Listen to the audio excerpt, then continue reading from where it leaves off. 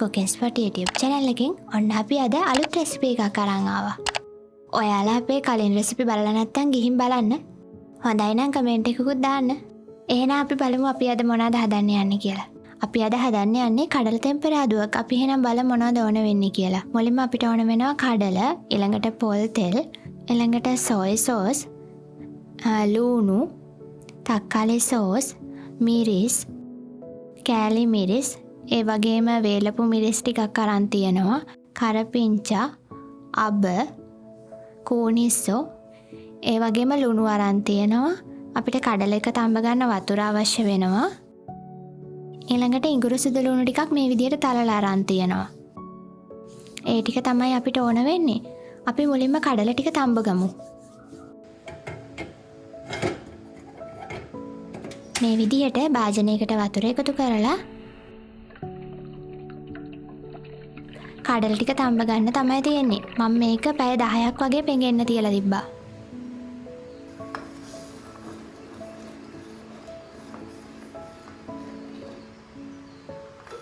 කඩල පෙඟෙන්න තිබ්බම වතුර ඉවත් කරලා ආයෙත් වතුර දාලා තියන්න.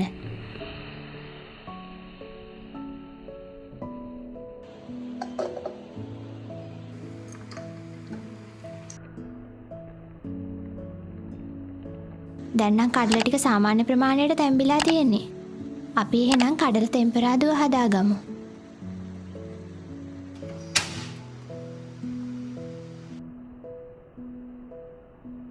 අපි තෙල් ටිකක් එකතු කරා.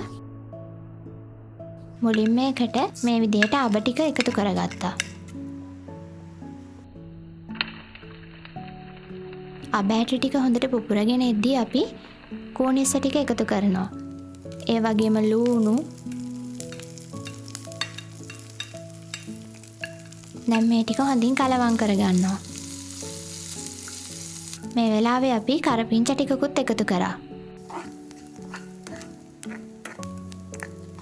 ඒ වගේම තලාගත් ඉඟුරු සුදු ලුණු ඒ ටිකත් අපි මේ වෙලාවේ එකතු කරනවා.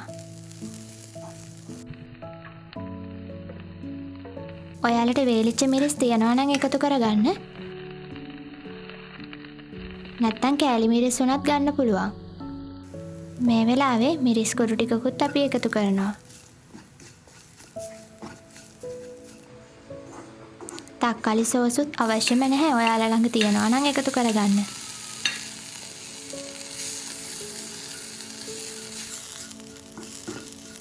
අන්තිමටම අපි කෝනිස්සවලත් ලුණු තියෙන නිසා බලලා ලුණු ටිකක් එකතු කරගත්තා.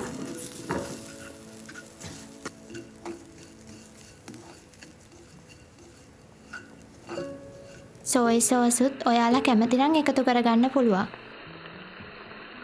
මං කඩල තෙම්පරාදුවට හොඳ පාටක් එන්න ඕන නිසා එකතු කරගත්තා.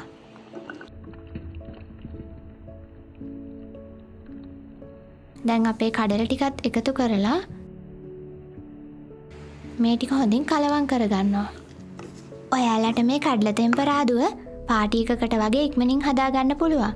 කලින් දවසේ පෙඟෙන්න දාලා ඊළඟ දවසේ හදලා ගන්න පුළුවන්. ඔන්න අපි දැන් කඩල තෙම්පරාදුව හදලා ඉවරයි. මේ වගේ තවත් රෙසිපි බලන්න අපේ channel එක subscribe කරන්න.